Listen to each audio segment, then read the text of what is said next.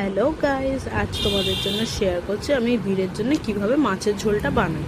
জানি তোমরা অনেকেই মাছের ঝোলটা বানাতে জানো, কিন্তু যারা নিউমম তাদের তো হেল্প হবেই, আর যারা আগের থেকেই জানো যদি আমার কিছু ভুল থাকে অবশ্যই আমায় ধরিয়ে দিও।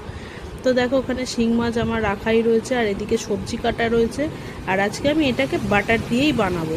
তো এই কড়াইতে প্রথমে একটু বাটার দিয়ে দিলাম, আর সবজিটা আমি অলরেডি আগে সিদ্ধ করে রেখেছি। রেগুলারে মোটামুটি যা যা সবজি আমি ওকে দিই, 2-1 রকম কি 3 রকম এরকম সবজি দিই।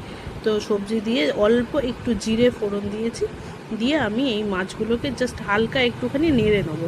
এটাতে কি হয়, ওই মাছের যে আষ্টানি গন্ধটা সেটা চলে যায়, আমি তো তাই মনে করি। যাই হোক, এইভাবে আমি একটুখানি মাছটা করে নিয়ে নেড়ে ছেড়ে এটাতে আমি ওই সবজিটা যদিও আমি আগের থেকে সিদ্ধ করে রাখি।